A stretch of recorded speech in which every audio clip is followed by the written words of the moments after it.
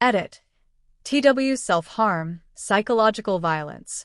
Hi, this is my first Reddit post, so please be patient with me. I am so sorry this is a long post. I hope it doesn't defy any rules. Late 20s F, met my friend, late 20s F, let's call her Evelyn, at my second year of university, at a party. It was a friend crush from the get-go.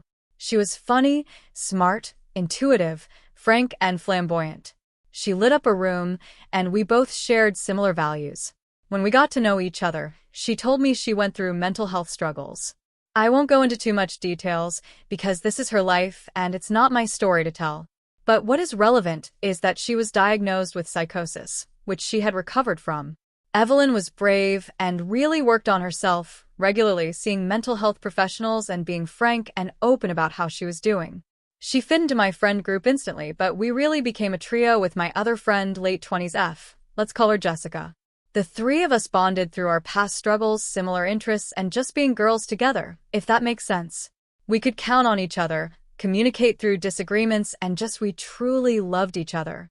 With that said, Evelyn's mental health started to decline. She all of a sudden showed impulsive, sometimes aggressive behaviors towards others at parties and towards family members, yelling, spiting into someone's face, smashing things on the ground, etc.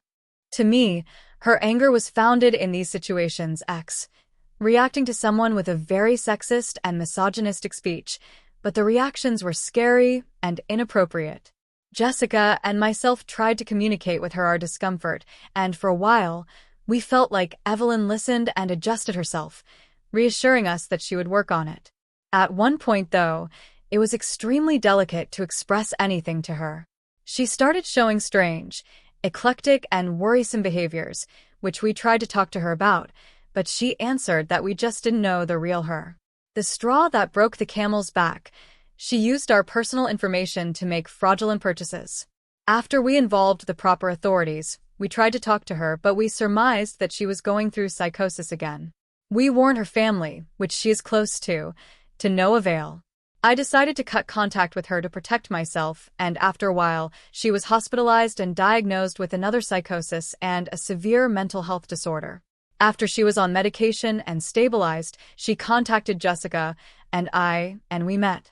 She apologized sincerely for her behavior, which was influenced by her psychotic state.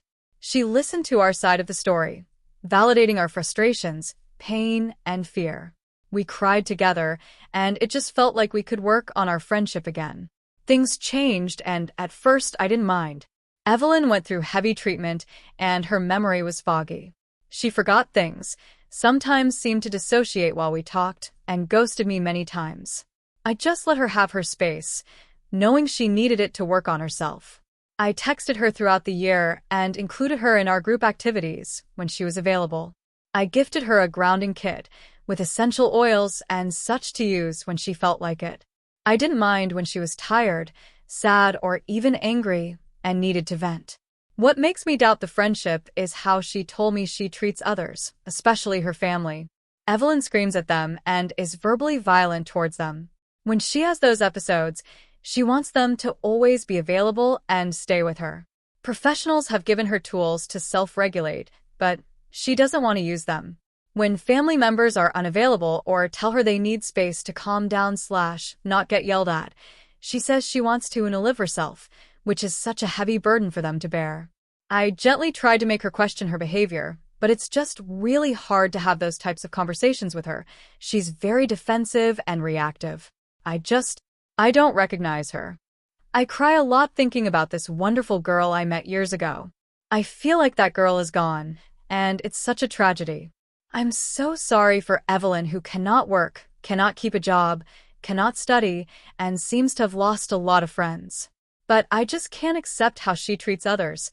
I don't want her to treat my other friends like that when we get together, and I want to protect myself. We aren't as close anymore, but Evelyn expects me to invite her to activities I organize with common friends, including Jessica, who by now has kept her distance from me. I tried to get Evelyn to tell me how she was doing before parties I was hosting, and she accused me of stigmatizing her. I have a party coming up and don't want to invite her. I know it will break her heart, and I'm afraid she'll be impulsive and compromise her safety. Should I talk to her family and warn them? I just don't know what to do. Any advice would be welcome.